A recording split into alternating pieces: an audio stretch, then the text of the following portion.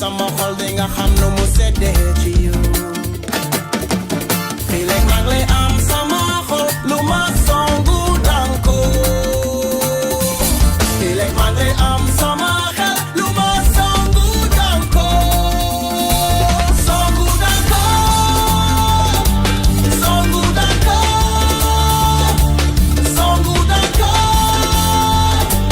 songu danko man na yow la yow nga naan. asalaamaaleykum mbokki Kouré Gateñ man Mor Diop di président mouvement alliance démocratique et républicaine Song Daan ñu gën koo xamante ci ADR Song Daan man ak ñi ma àndal délégation bi ñëw teewoo fii finalu zone Kouré Gateñ ñu ràññeet di comme ni ko reporter bi waxe sànq Soxna Diop bokk ci mouvement Song Daan Soda Mbaxane Diop bokk ci mouvement Song Daan Ibrahima Gueye bokk ci mouvement Song Daan Modou Gueye bokk ci mouvement Song Daan Astou Mbaye bokk ci mouvement Song Daan ñu ànd ak tamit ñoo nga xamante ne si dañu fee dalal fii président Aymerou Gningue maire de la commune de Mérina Dakhar digal leen ñuy ñëw ànd ak man ci bis bi muy El Hadj Mor Nar Gueye suñu mag suñu xarit mu ànd ak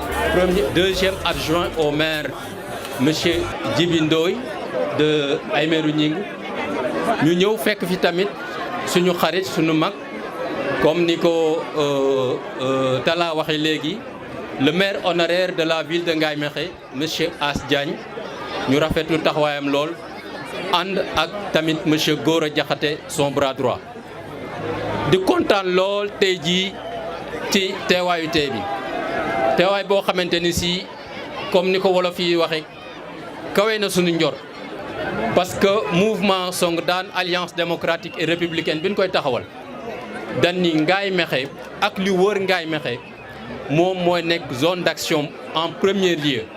ñu toftal ci lépp lu topp ci département bi ba jëm ci plan national bi ñu dee def loolu ñu génn di commencé suñuy action di def visite de proximité di wër biir Ngaye Mékhé ak dëkk yi wër Ngaye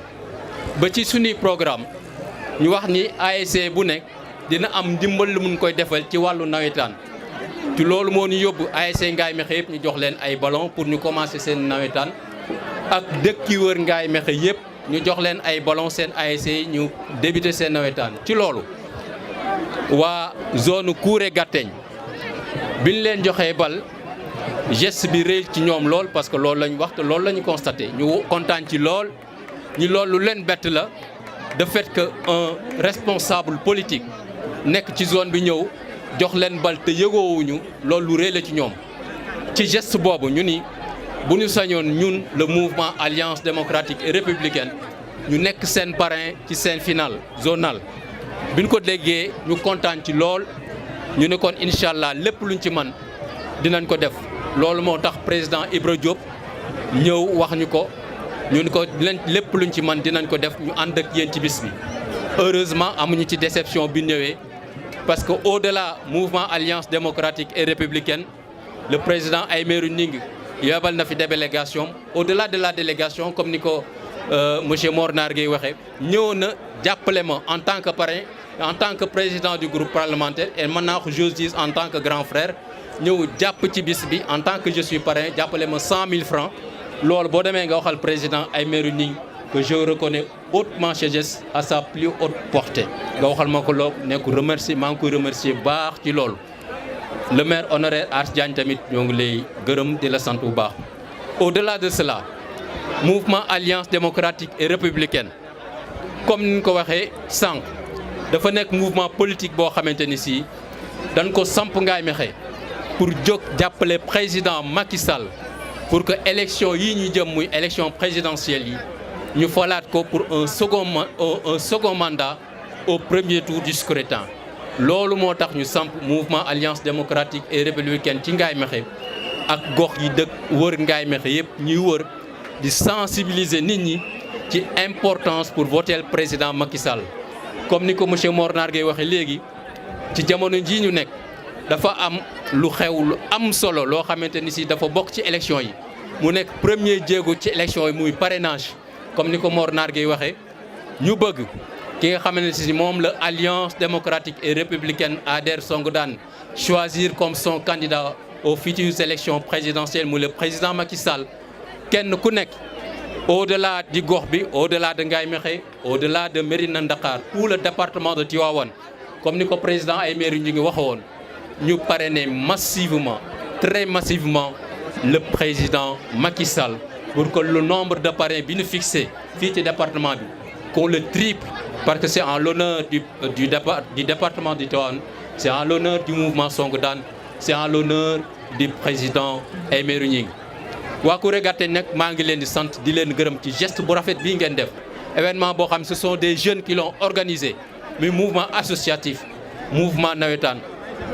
mouvement boo xamante ni xam nañ ko parce que yëngu nañ ci mouvement associatif nous avons été secrétaire général d'une ASC muy ASC Espoir kon xam nañ lan mooy mouvement associatif comme ni ñu ko waxee sànq rek au-delà aspect sportif bi au-delà aspect culturel bi mouvement nawetaan dafa nekk mouvement boo xamante ni si les jeunes dañ ci war a gis seen bopp mu war am benn aspect développement boo xamante ni si bu nawetaan yi paree maanaam nga xam ni période nawetaan 2 mois kese lay doon maximum jeunes yi mën a profité ci mouvement associatif ASC yi man ci gox jox soqali seen gox au plan économique ci loolu mouvement Songu daan am na ci benn initiative am na ci benn xalaat maanaam dinañ fexe ba regrouper ASC yi nekk Ngaye Mékhé yëpp ak ASC yi woon jour Ngaye Mékhé yëpp ñu wutal leen benn journée boo xamante ni ce sera une journée de réflexion ñu woo ASC yi nekk ci zone bi yëpp ñu réfléchir comment au-delà de l'aspect sportif au-delà de l'aspect culturel du mouvement associatif c'est-à-dire du mouvement nawetaan ñu xool nan leen mën a regrouper jeunes yi wutal leen loo xamante ni si dinañ ci mën a jàpp bu nawetaan yi jeexee kenn ku ne ñu xool nan lañ leen war a mën a wute financement wala formation boo xam ne buñ ci jógee kenn ku ne dina mën a développer ASC yi nga xam ne au futur échéance bi nga xamante ni si mooy nawetaan ASC duñu wërati di wut ay parrains yu leen jàppale seen début journée wala duñu wut koo xamante ni si dina dugg de gauche à droite pour am financement ci aspect yooyu aspect développement yooyu le mouvement Songu daan bëgg a jóg dox ci ak ànd ak jeunes yi mi ngi bëgg a guddi en résumé daal lii leen waxoon bu ñëwee dinañ ko fi def encore une fois di féliciter l'ASC Jàppo bi nga xamante ni si moo remporté tey jii le tournoi di encourager aussi ASC Ngéwël ils sont méritants di leen wax ni aussi compétition noonu la il faut un gagnant il faut aussi un perdant mais toujours dans le cadre du fair play te aujourd'hui tey jii war ngeen fi fair play regroupement bi neex na lool compétition bi neex na rafet na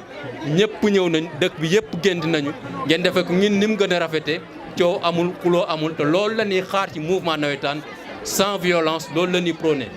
président Ibra Diop ñoo ngi lay gërëm di la sant bu baax encore une fois de plus ci honneur bi nga ñu defal le mouvement Alliance démocratique et républicaine monsieur Mor Nar Gueye boo demee nga remercier nu président Aymérou Gningue ci gàttal yéen ñëpp maa ngi leen di sant di leen gërëm wasalaam.